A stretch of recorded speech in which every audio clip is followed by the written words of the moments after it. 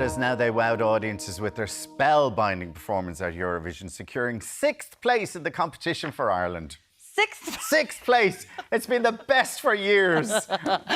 Before we chat to Bambie Thug, let's remind ourselves of their captivating song.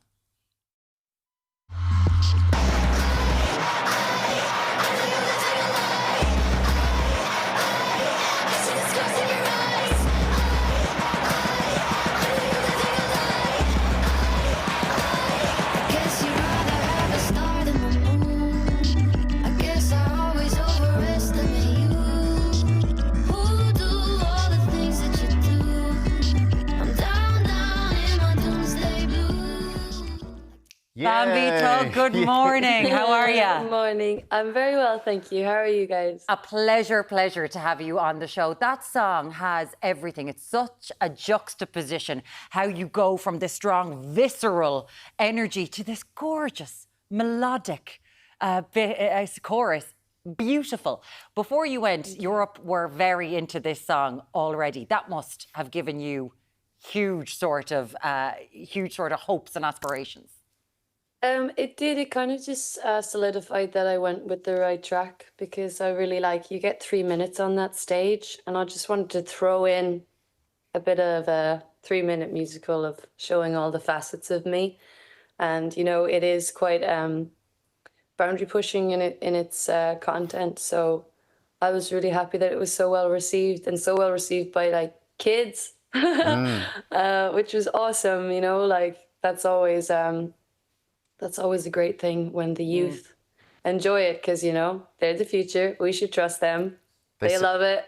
They certainly are. And from the song we saw in Eurosong to what we saw in Malmo was a big transformation. And I heard Michael Keeley, who's the head of delegation for Ireland, saying that you had a vision and he just let you go with it. So you just, from that day, you had the vision for what you wanted on that stage in Malmo. That must have been a wonderful creative process for you. Yeah, it was. I mean, my team was super small, coming up with it. It was me and my choreographer in the studio kind of deciding what story we wanted to portray with the song, kind of slightly different from the music video. And then my director, Sergio Jean, had the idea to keep the ring of circles in it from the video to keep something coherent, and we wanted to just play with the smaller space and use camera angles as a kind of live music video that they hadn't really done in the Eurovision. So we kind of just wanted to bring something that wasn't usually accepted there, and I'm so grateful to the country for allowing me to go and show my little goth witchy art. And it was everyone got behind it. You got people very excited about the Eurovision this year. I feel that you did, because it was different and that performance was so class. But let's talk about these witchy vibes, the paganism. It turns out that people in the EBU know how to read Ogham, which we didn't really expect. You call it Ouija pop. What's that mean? So kind of like a Ouija board.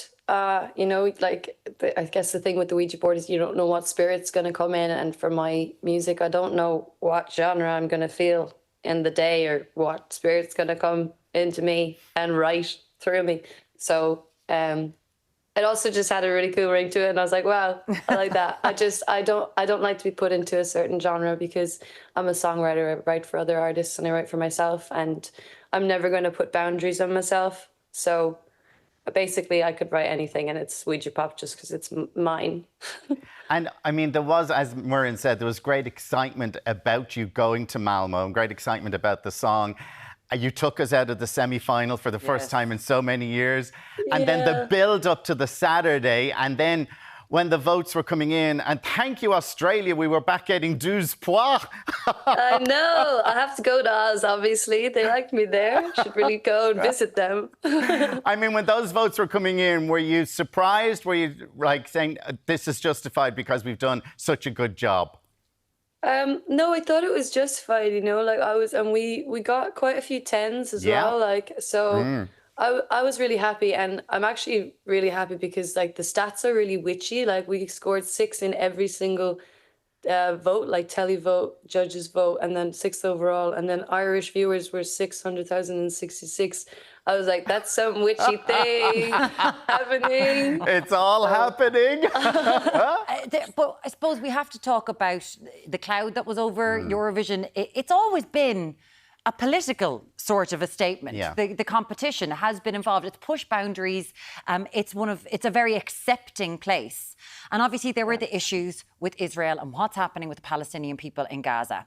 And that was kind of, how did it feel when you were at the centre of this, when all of you competitors were at the centre of this? And of course there was the Israeli contestant as well. How was it?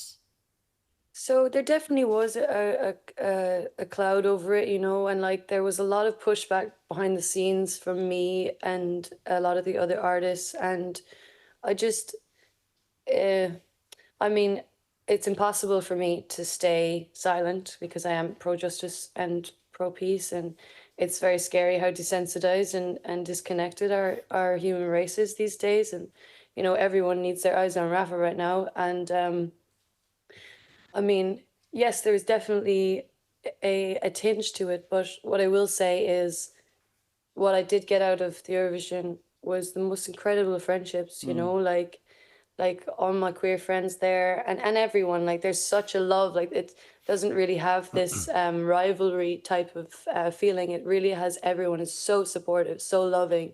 And I'm really proud of my friends who were involved in the pushback. And I'm also really proud that we got a non-binary winner in my mate Nemo.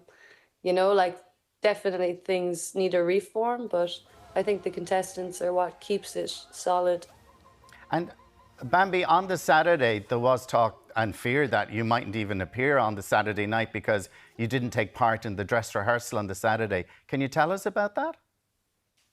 So all of that is being investigated at the moment, so I can't really say more on that now. But when I can share more, I definitely will, because we're chasing the EBU. Okay, but can I just sort of say to you that the cloud was there, but I know for people who've participated in the Eurovision, they say that all the contestants are always so close together, and it is a competition, but the love that's there between all of you is just amazing. Yeah, it's amazing. Like, I mean, I've made some incredible friends for life. I got to hang out with Luna from Poland last week. I saw Nemo the week before, and Sylvester Belt's coming over to see me this weekend. So I'm just, you know, the memories I have for it and the connections I've made outweighs anything, you know. And it's always important to be a part of the conversation rather than take yourself out of it. And I think that's really an important thing that you did. And something else that was really important to you is that you got to confirm in your own mind Johnny Logan's hotness. I believe. He's so hot. In his leathers. He is. And he's so nice. I was starstruck. I was like, wow. So this is when he was performing Euphoria. Yeah. And you were, I believe you were very taken. He was gorgeous. And that was such a good cover. And then you had Jedward with you in Malmo and all the support from Ireland. I mean, everybody was just rooting for you. Did you feel that? Could you feel that? I know you were thousands of miles away, but did you know all the support was there? Yeah, I did. And you know what? I had actually Eurovision were over that podcast, and they've been like super supportive from the start, so they're always letting me know. And the outpour of love and the outpour of support and messages has been incredibly boosting for my sense of self, in that what I did was correct, and what I'm doing is correct, and you know, it's touching the right people. I'm getting so many messages from parents of queer kids and like videos of kids dressing up as me and doing the dance, and people saying that the song has helped them come out to their friends. And you know, I think all of that just solidifies in my brain that it's correct. It's great to have a role model. That's blooming gorgeous. That is just so nice. And very quickly, the turnaround was only a couple of weeks ago. You must be wrecked tired, but the Crown the Witch tour, it is happening. Tickets are going sale on Tuesday, May 28th. You're going all over the place. Yeah, they come out today at 10 a.m. Oh, today? Today, yeah. Oh, Tuesday. Yeah, today's 28. Yeah, I'm excited. It's my first ever tour, and it's a big European tour. And before that, I open the biggest rock and metal festival on the main stage in the UK, Download Festival, and I do Mighty Hoopla main stage as well this weekend. So no rest really for me. I'm That glad I is- have my Bambi, week you of are going sleep. to have a blast at Mighty Hoopla. It is huge. the best. It's the best Yeah, gig. I'm so And of course, excited. you're going to end the tour with the big one in Cork.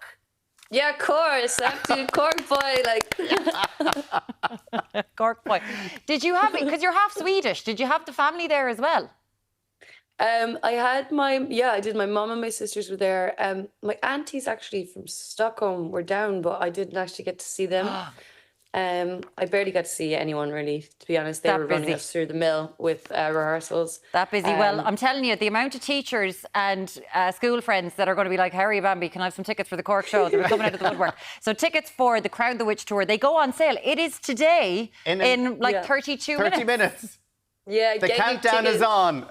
Bambi, it's been a pleasure talking to you. Thank you so much. Thank you so much for having me. Cheers, Thank Bambi. you.